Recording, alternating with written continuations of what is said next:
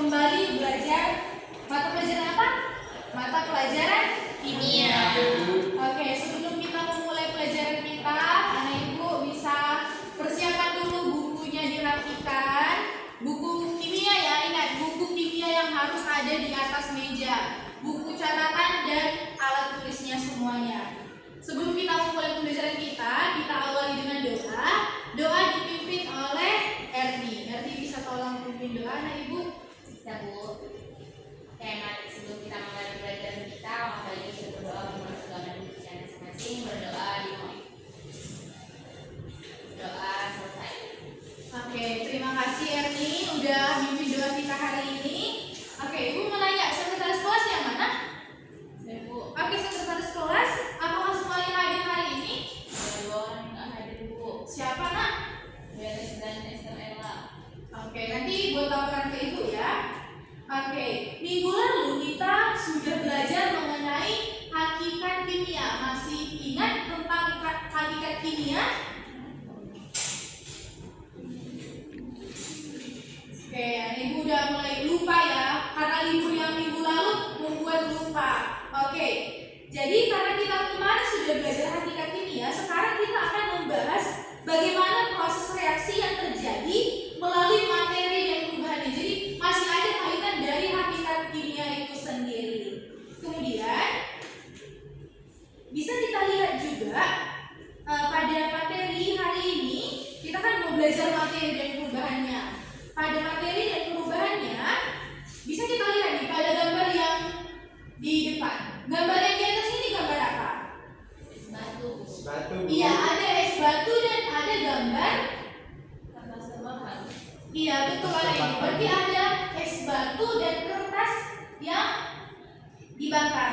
Anak ini bisa lihat di sini ada apa yang membedakan. Ini bisa dibaca. Apa yang membedakan dari kedua gambar tersebut?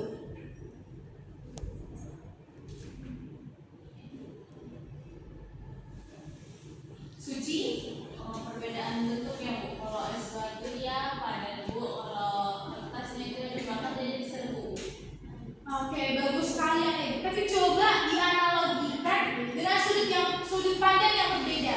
Terus dihubungkan dengan materi kita yang sebelumnya. Coba ada teman yang bisa menambahi? Oke, Erni. Es batu terjadi perubahan dari air dan kertas karena dibakar. Iya, pintaran ibu. Jadi betul sekali ya, kedua hal tersebut bisa kita lihat karena adanya perubahan akibat perlakuan yang dibuat. Ada es batu yang karena awalnya wujudnya air berubah menjadi es batu. Sedangkan kertas karena proses pembakaran itu akan menjadikan kertasnya yang terbakar, maka mereka akan berubah wujudnya. Oleh karena itu, pada pembelajaran kita pada hari ini, kita akan memahami yang pertama, kita akan memahami pengertian dari materi dan perubahannya. Kemudian kita akan mengelompokkan sifat dari materi itu sendiri. Setelah itu kita akan mengelompokkan perubahan materi pada perubahan fisika dan perubahan kimia. Dan yang terakhir kita akan bisa nih, anak-anak ibu akan bisa membandingkan yang mana zat tunggal dan campuran dengan hukum perbandingan tetap atau hukum Crookes. Jadi bakalan banyak materi yang akan kita pelajari yang pastinya erat kaitannya dengan kehidupan kita masing-masing. Kemudian selanjutnya pasti banyak komponen yang mengisi di dunia ini yang dinamakan dengan materi. Kemarin kita sudah belajar hakikat kimia. Jadi di situ kita ingat, kita kilas balik lagi bahwa di dalam dunia ini banyak komponen yang mengisi. Salah satunya itu dinamakan sebagai materi. Kenapa? Karena materi itu adalah segala sesuatu yang memiliki massa dan ruang. Ada berat dan ada ruang yang mengisinya. Kemudian dalam materi itu dibagi atas komponen penyusunnya itu ada unsur, senyawa, dan campuran. Nah, karena dia sudah dibagi, maka dia akan membentuk struktur materi. Struktur materi itu dalam bentuk apa? Itulah dia ada dalam bentuk atom, molekul unsur, molekul senyawa, dan ion. Jadi akibat pergerakan dan pencampuran materi tersebut mulai dari klasifikasi sampai dia membentuk struktur, itulah yang akan mengisi yang ada di bumi kita ini. Oke, tadi kan kita udah belajar materi nih. Ternyata materi itu juga akan berubah. Makanya disebut dengan materi dan perubahannya. Jadi ketika ada perubahan, jadi perubahan itu terjadi karena apa? Karena adanya proses atau kejadian di mana materi itu akan mengalami transformasi. Transformasi artinya dia berubah, ada perubahan yang dirasakan dari materi itu sendiri, sehingga perubahan materi itu terjadi ketika materi menerima atau melepaskan energi yang disebut juga sebagai kalor. Bisa kita ingat juga, kalor itu adalah panas. Oke, energi yang disebut sebagai kalor dan dia panas. Nah, setelah itu bisa juga kita lihat berdasarkan gambar yang tadi di awal, gambar yang udah ibu jelasin. Nah, di sini kan ada perubahan. Tadi kita udah kena nih bahwa ada perubahan yang dirasakan dari setiap perlakuan yang dilakukan. Nah, dan setelah itu juga kita udah memahami bagaimana itu materinya. Dan bisa juga kita lihat materi itu pasti memiliki sifat-sifatnya. Coba setelah memahami materi yang udah kita bahas, bagaimana sih sifat-sifatnya itu? Tadi kan ada materi itu sendiri, suci, Ada sifat fisika dan sifat kimianya. iya betul sekali. Berdasarkan sifatnya juga bisa kita lihat, itu kan tadi suci jawabannya sangat betul. Jadi dikatakan ada sifat fisika dan sifat kimia. Kemudian hubungan dengan sifat itu juga akan memunculkan perubahan. Perubahan apa ya namanya? Jonathan bisa jawab? Perubahan kimia. Iya betul sekali, perubahan kimia. Ada temannya yang bisa melengkapi?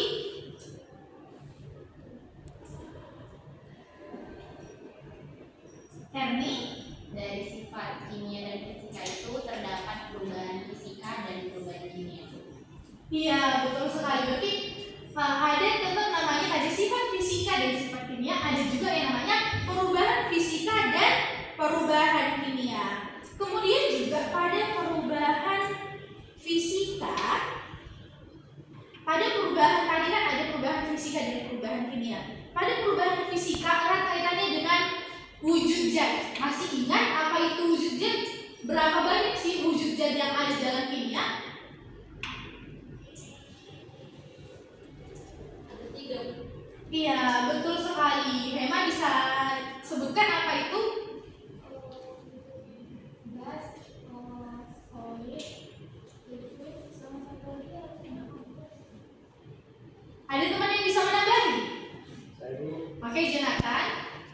Padat, cair, sama gas bu. Iya, betul sekali Jonathan. Jadi ada 3 wujud zat, ada padat, cair, dan gas. Jadi pada perubahan fisika dia itu akan mengalami perubahan yang disebut di sini bisa kita lihat ada keterangan bahwa yang mana dia melepaskan, yang mana dia menyerapkan kalor. Pada konsep perubahan dikatakan bahwa dia akan mengalami perubahan yang dinamainya ada kata energi ataupun kalor. Jadi sama dengan perubahan fisika dan perubahan kimia, dia akan ada proses penyerapan ataupun pelepasan kalor itu sendiri. Kita ada 3 wujud zat, ada padat, gas, dan cair. Ini akan mengalami reaksi bolak-balik antara padat ke gas, gas ke cair, cair ke gas. Begitu juga dengan cair ke padat dan padat ke cair. Coba bisa disimak dulu gambar berikut. Nanti ibu akan menguji anak-anak ibu semuanya apa yang mana yang disebut dia menyublim, mengkristalin, membeku itu sebenarnya adalah proses dari zat cair berubah menjadi zat padat. Ibu beri waktu untuk memahami bagaimana sih konsep perubahan fisikanya yang pada 3 wujud zat tersebut. Gas disebut apa? Padat ke gas. Erni? Ya, di sini disebut sebagai sublimasi. Namun kalau dia gas ke cair bisa dilihat dari apakah dia melepas atau menerima dari menyerap kalor itu sendiri. Kalau gas cair disebut, iya betul sekali Suci. Jadi satu lagi Ibu mau uji, kalau dia disebut cair ke padat.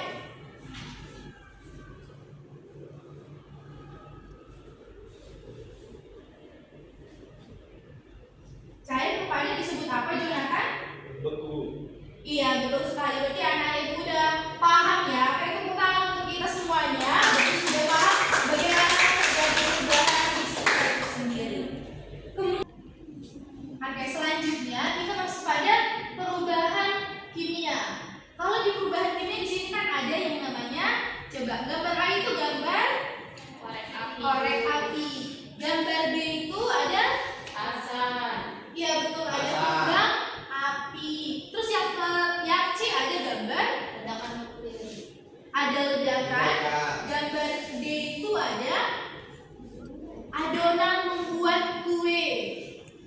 Kasih tahu ya. Terus gambar yang kelima ada gambar. berkarat, Oke, jadi dari perubahan kimia ini, dari gambar yang bisa kita lihat, apa yang terjadi pada perubahan kimia?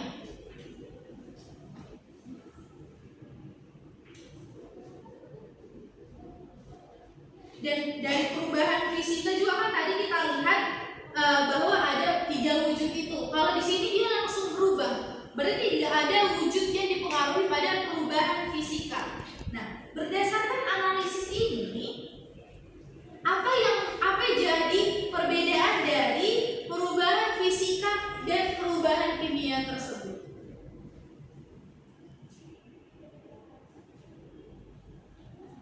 Ernie? perubahan fisika dia tidak menghasilkan zat baru dan perubahan kimia tidak ada zat baru. Oke, bagus. Jawabannya benar, tapi masih ada yang bisa melengkapi jawaban dari Ernie?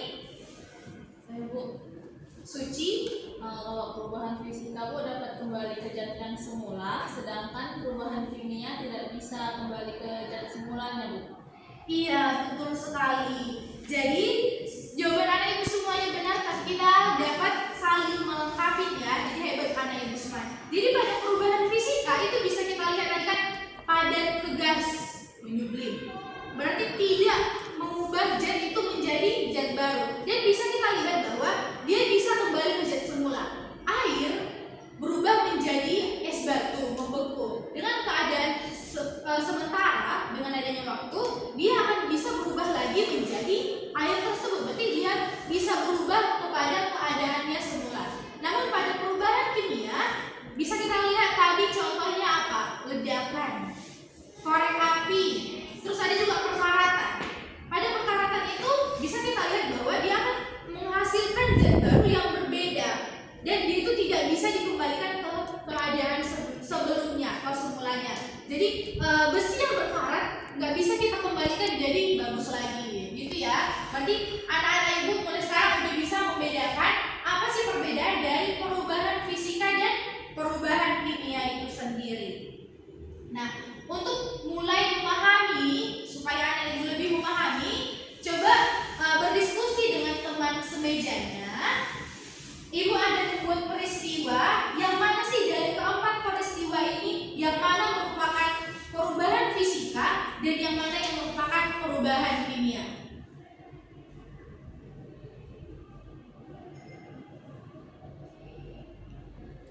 Dan untuk teman semejanya yang bisa menjawab dengan benar dari keempat peristiwa ini akan mendapatkan ekstra poin 5.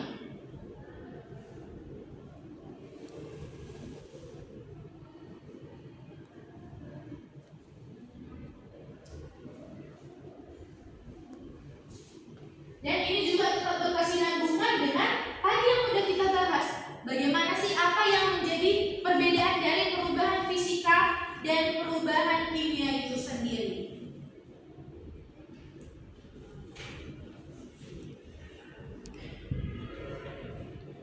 Oke, setelah berdiskusi dengan temannya, tim siapa nih yang duluan bisa yang mana merupakan perubahan fisika, yang mana merupakan perubahan kimia?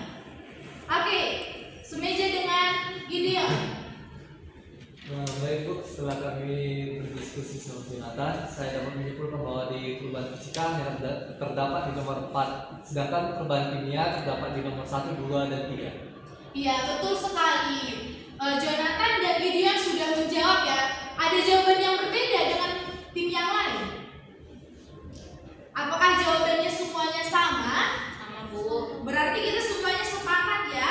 Yang peristiwa nomor 1, 2, dan 3 termasuk perubahan kimia, dan peristiwa yang keempat dia memotong rumput menggunakan sabit hanya perubahan fisika. Oke, berarti dari sini anak ibu sudah bisa menyimpulkan bagaimana perubahan fisika dan perubahan kimia tersebut. Nah, tadi kita udah belajar nih, ada perubahan dan ada energi yang dibutuhkan. Nah, energi apa yang mengakibatkan perubahan fisika dan perubahan kimia ini?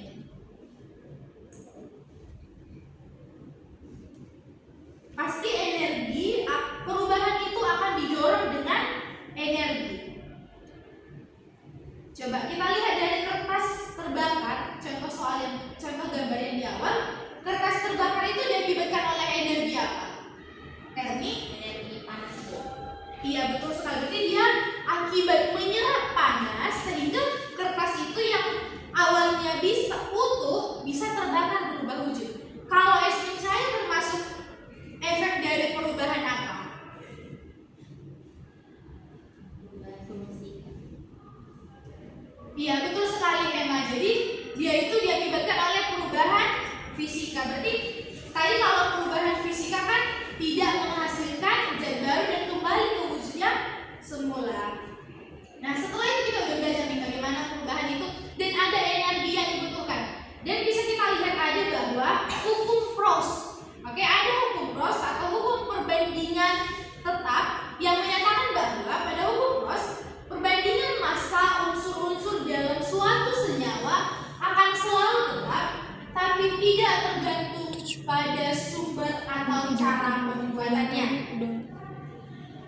Anak itu juga bisa ingat di buku kita itu ada dicatat bahwa yang penemu hukum Proust ini adalah Joseph Louis Proust, di mana dia itu ada mengemukakan suatu hukum yang dikenal dengan hukum perbandingan tetap. Dan dia juga seorang ilmuwan, di mana ilmuwan ini berhasil menetapkan perbandingan tetap pada senyawa tersebut. Di buku juga tercatat, anak ibu bisa baca lebih dalam lagi nanti di rumah mengenai sejarah dari Joseph Louis Proust. Jadi itu dicetuskan sejak tahun 1799 yang menyatakan bahwa perbandingan tetap. Jadi massa unsur A per massa unsur B akan konstan.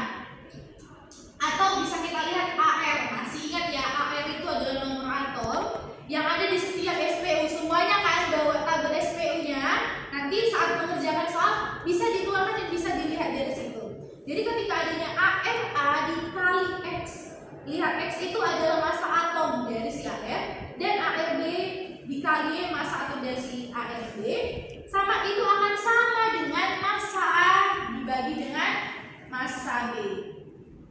Itu juga pada hukum Proust bisa kita lihat contoh simpelnya penerapannya. Bisa kita lihat bahwa ketika air yang terdiri, air rumus kimianya adalah H2O, memiliki 2 atom H dan 1 O, di mana sesuai dengan hukum Proust itu perbandingan tetap, air yang selalu terdiri dari hidrogen dan oksigen yaitu dengan perbandingan 1:8. 1:8 itu adalah nomor atom dari si H dan O. Artinya dalam setiap molekul air massa hidrogen akan selalu 1 bagian dan massa oksigen akan selalu 8 bagian. Jadi tidak peduli apakah itu air hujan, air keran, air yang dari tanah, air yang dari sumur, itu sama semuanya bahwa air akan memiliki perbandingan 1:8. Itu bukan 1 gram per 8 gram ya, tapi 1/8 bagian. Anak ibu bisa keluarkan nanti SPU-nya. Ini bisa kita lihat bagaimana sih penerapan dari hukum Proust itu sendiri. Anak ibu bisa diskusi. Maaf, kenapa beres terlambat? Ada tadi yang sempit tuh. Oke, lain kali jangan terlambat. Dapat ya nak? Ibu, anak-anak ibu bisa semakin paham nantinya dengan mengerjakan soal ini. Dan soal ini akan menjadi nilai harian bagi anak ibu semuanya. Dan yang bisa menjawab pada hari ini akan mendapatkan ekstra poin 10. Bisa diperhatikan juga yang mana AL. Dan ingat pada penulisan rumus kimia dan ketika penyelesaian soal kimia harus ada diketahui, ditanya dan dijawab. Harus terstruktur ya.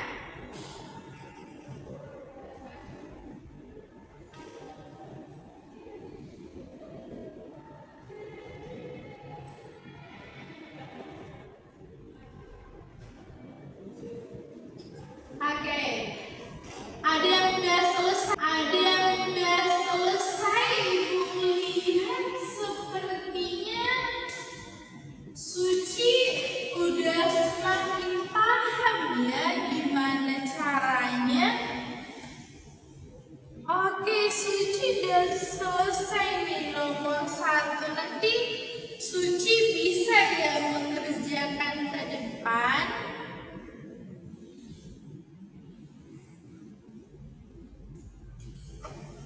Wih, Erni juga ya, udah semakin paham. Bagus sana ibu. Hema ada yang kurang paham nak.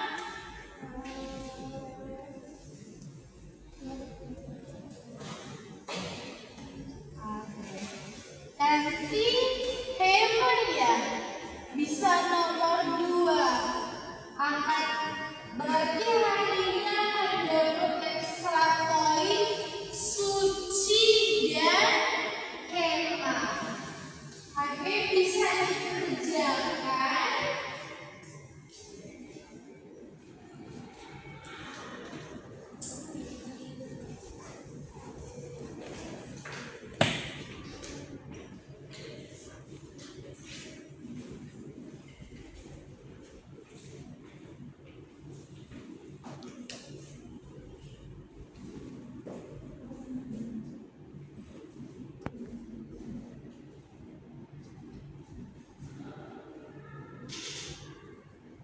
Anak-anak yang lain juga bisa diperhatikan ya gimana. Jonathan ngerti nak? Beres lagi. Diperhatikan ya nak. Lain kali jangan terlambat lagi ya.